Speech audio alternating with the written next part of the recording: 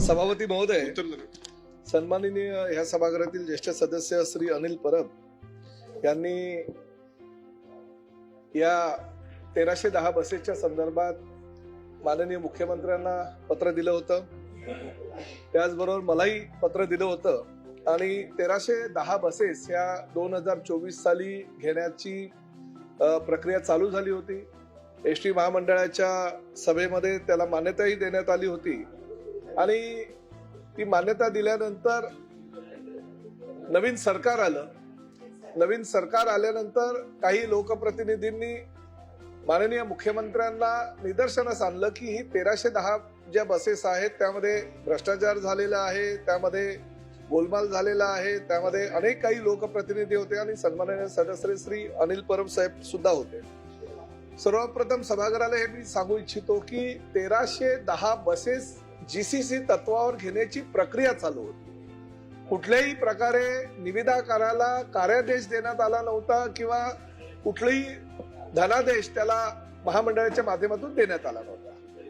ही वस्तुस्थिती आहे की कामगार संघटनांनी गेल्या अनेक वर्षापासून मागणी केली होती की एसटी महामंडळामध्ये ज्या काही बसेस आपण घ्याल त्या स्वमालकीच्या असाव्या, स्वतःच्या असाव्या आणि ज्या पद्धतीनं जीसीसी तत्वावर आपण बसेस या घेतो, जीसीसी तत्वावर बसेस घेतल्यानंतर त्या ठेकेदाराच्या फायद्याच्या अधिक होतात आणि सर्वसामान्य प्रवाशांच्या फायद्याच्या त्या होत नाही.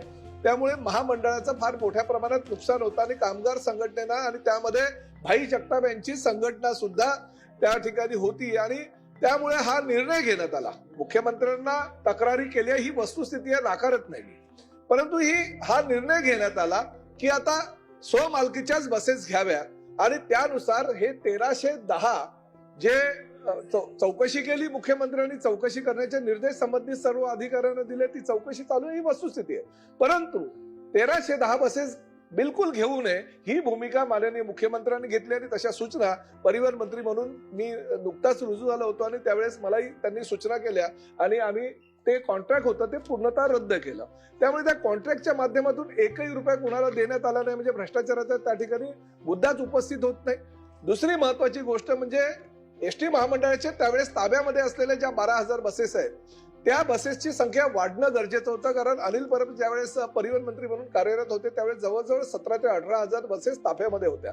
परंतु कालांतराने त्या सगळ्या बसेस या जुन्या होत गेल्या. 15 वर्षाच्या वरच्या बसेस ह्या, म्हणजे मला तर अजून आठवतंय की अजितदादा त्या ठिकाणी काम करत असताना विरोधी पक्षनेते म्हणून त्यांनी बसेसचे काही फोटो झळकवले होते. त्या बसेसची अवस्था अतिशय वाईट झाली होती, दुरावस्था झाली होती. त्यामुळे सगळ्या त्या अडगळीत ज्या बसेस आहेत त्या आपण स्क्रॅप मध्ये टाकल्या. त्यामुळे बसेसची संख्या कमी झाली, MSRTCचं उत्पन्नाचा स्रोत कमी झाला आणि त्यामुळे मी परिवहन मंत्री म्हणून त्या ठिकाणी आल्यानंतर सर्वप्रथम 26 ते 40 बसेस घेतल्या. त्या बसेस हळूहळू आपण सर्व लोकप्रतिनिधींनी केलेल्या मागणीनुसार दिल्या.